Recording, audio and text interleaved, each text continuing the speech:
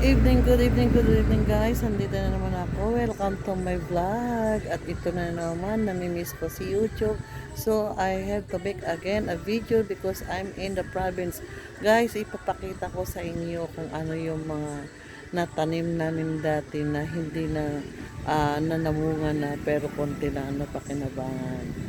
Ito guys, oh, look at this. Look at this. Katulad nitong bell pepper na to guys. Oo. Ayan, namunga na si bell pepper namin. Oh. Look at that. Ayan na, namunga na siya. Oh. Ayan, yan. Tignan mo, oh, ang mahal-mahal yan. Pero dito guys, nagkakaroon na kami. Tapos avocado. We have a lot of avocado. Ayan. Tapos ngayon guys, ayan, kasi nakakaawa yung aming bahay. Dahil hindi pa siya natapos dahil sa out of budget. Wala nang budget. Pag-pray natin yan na matatapos din to. Little by little na tatapos natin to guys. At ito ang nangyari ngayon dito. Dahil syempre walang tao, walang maglilinis ng maayos. At ito na rin yung mga extra na mga yero namin. Ayan pa. Kasi dapat meron pa kaming ipapagawa dyan guys. Kaso lang hindi talaga namin makakayang mag-ampanan dahil nga nandoon kami sa Cavite. At ayan dyan pa rin si Fats. Ayan aking darling, gumagawa ng balag sa kanyang patani. At ito guys yung aming tanim na patola. At si Aling Mila ang medyo syempre sila ang nandito, yung aking caretaker. At guys, good news, meron akong lulutuin mamaya ay bukas ng umaga. Ito gabi. Yan, lulutuin ko mamaya yan. Magha-harvest ako nyan at lulutuin ko. Ayan na, namulaklak na guys yung patani. Daddy, si hi. Hello. Ano yan sa YouTube to, Daddy? Sa YouTube to. Tapos guys, punta tayo doon at titignan natin yung pananim na hindi ko nilock yung bahay. Yung pananim na pananim na iba. Punta tayo sa titignan natin yung pananim. Guys, yan yung patani. Oh. Siguro pa sa January kasi namulaklak na guys tamang-tama sa yan na. Ang tataba ng mga talbos ng kamote guys. O, tignan mo. Oh, look at that. Lalo na siguro guys kung talaga may ayos namin to. Tapos guys, yung guyabano, ayan, may bulaklak na siya. Kaso lang hindi nabuhay guys yung avocado. Yun pa naman ang gusto ko. Tapos yung bell pepper, ayun na, namatay na, nawalan na ng dahon, nakain na ata ng kambing. Kasalanan din namin guys dahil wala naman kaming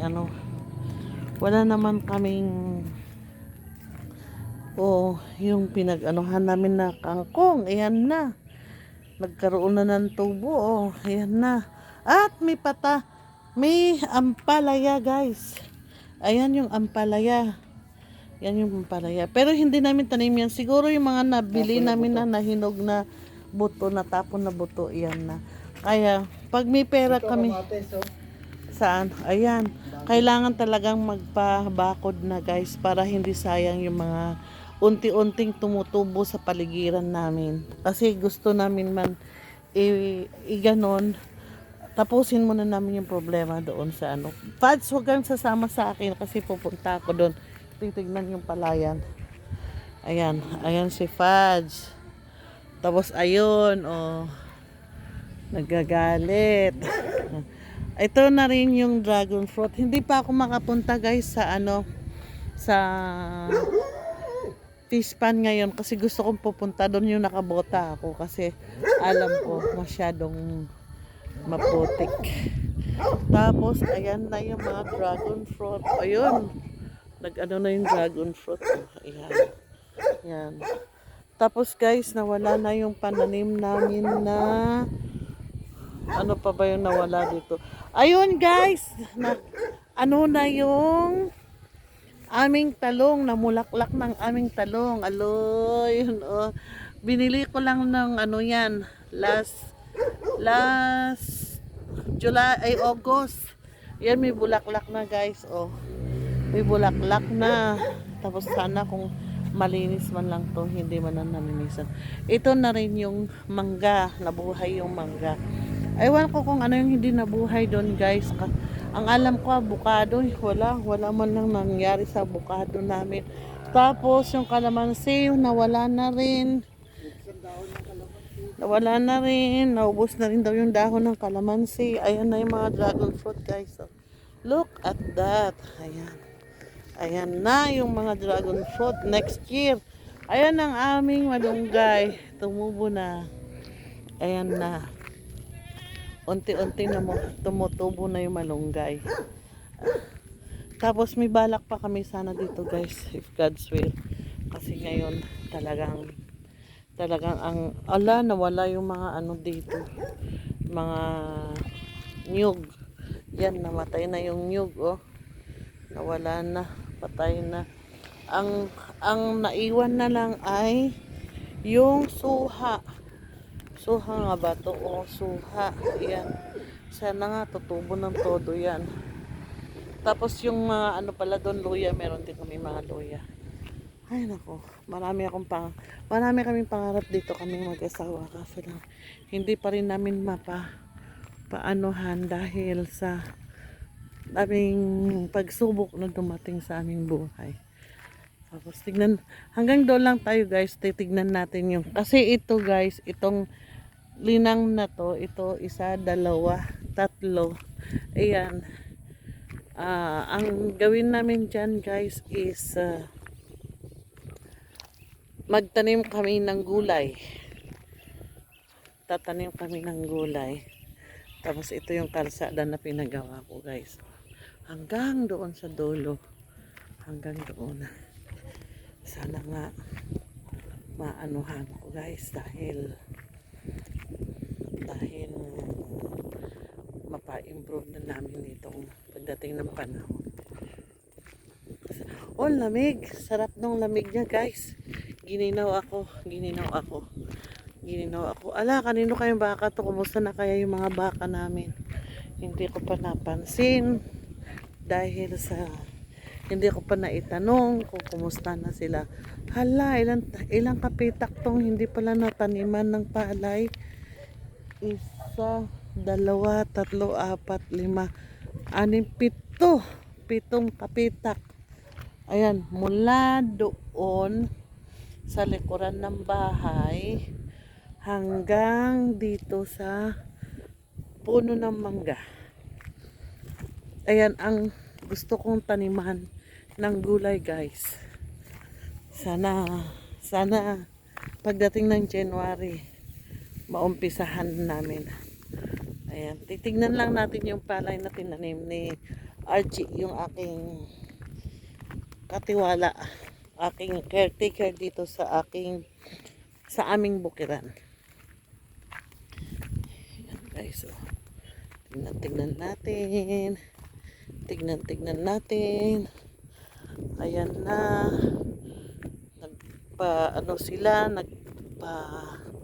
Ganoon siya ng ayan. Wala lang doon. Tignan natin kung ano nangyayari. Naku, nakakalungkot na wala lahat yung mga pananim, oh. Talagang ayaw niyang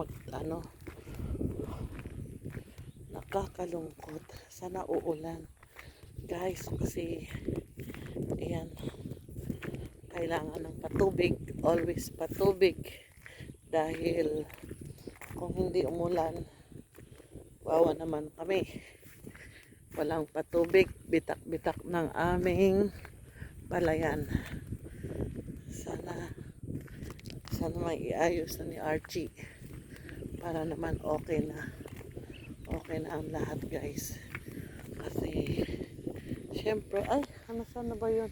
Ayun pala yung mangga, hindi ko pala pinakita sa inyo kasi nandoon sa patubig ang aking isip.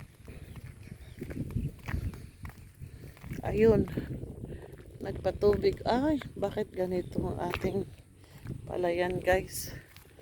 Parang mas marami na yung damo, oh. Pangit na. Parang wala lang. Balik puhunan na lang ito. Ayun, titignan natin sa December. Sa December para maani to eh. Yan na guys. Oh. Sa December para maani yan. Look at that. Balik na tayo at parang uulan na nga. Sana nga uulan na malakas para ano or ganun muna. Ayan. Babalik na tayo guys.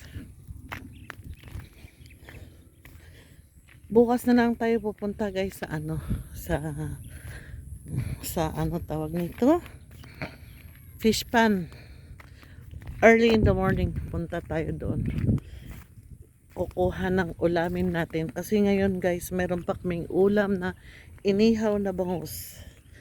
Tapos ito yung mangga, oh yan, sana naman huwag kang mamatay, mabuhay ka kasi nabili kita ng pagkamahal-mahal. Ayan, ayan siya. Ngayon, yan yung likod ng aming bahay. Ito yung farm. Hanggang doon sa kaduluduluan doon sa may ayun. Ayun doon sa mga tree na yun. Ayun yung kubo na binili namin ng pagkamahal-mahal. Ayan. Yan siya hanggang dyan. Yan, tanim namin na palay guys. Yan. Yan. Tapos ngayon, ayan na siya. Tapos ito na ang aming bakuran. Ito yung guys, yung gusto namin taniman ng kalabasa, upo, at saka sitaw ang palaya. Kailan, hindi ko lang alam kung kailan i-start ni RG na kailan i-start ni RG na lalagyan ng taniman. Kasi sabi ko sa kanya, i-start na natin na pataniman para maganda na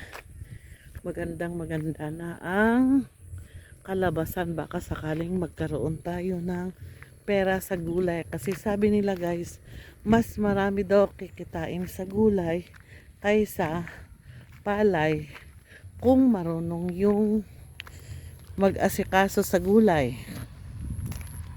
Tapos dito kami kukuha ng tubig sa aming poso. Ayan guys, yung likuran ng bahay. Aray, sakit ng pako. Yun lang guys, nano na ako. Hiningal na ako. Ayun na lang yung tumubo. Isang coconut tree. Ito pa yung galing sa pinsan ni Lerma. Tapos ito yung duhat. Sana nga mabuhay na tong duhat na to guys. Inubos. Ayun, medyo maganda-ganda naman yung kanyang puno dahil yung puno niya tumaba na yung kanyang puno. Tapos yung isa dito buhay kaso lang kinain ng kambing. Ay nako, buhay kaso lang kinain ng kambing. Ay nangangati yung aking Tapos ito yung guyabano na mamatay na, inubos na ng kambing ang kanyang dahon. Pero itong isang guyabano na to na binigay, yung bigay siya pa yung tumubo guys. Siguro talagang heartedly na binigay ni Kuya Boyet sa amin yung guyabano na yun. At gusto ko na dito sa likuran, gusto ko magtanim-tanim ng gulay para libre na kami ng gulay. Ang sarap mamuhay dito guys. Ang asawa ko tuwang-tuwa sa pinaggagawa niya. Ayan na, busy siya maglagay ng balag. Sabi ko tong time na naggawa siya ng balag, sabi ko lagyan na ng alambre at ayusin na, kasi hindi naman only this time na maggawa siya ng balag. Kasi pagkatapos nito tumanda na tong patola na to, dapat magtanim ulit ng panibagong tanim para meron ulit. Nangyari hanggang ngayon hindi pa namin nagawa. Kaya yung balag niya, pinapahirapan niya lang yung sarili niya guys. kung gumawa siya ng balag na talagang, yung balag na talagang hindi na nagpapagod at yung maayos-ayos. Hindi na siya ganyan, guys. Ang tigas kasi ng ulo ng anak, ng asawa ko. Oo. Tapos, guys, ayun yung luya namin, oh. Ano lang yon, yung pinaglumahan lang namin na yung tumubo lang ng luya na hindi namin nagamit. Ayan lang siya, tumubo na siya.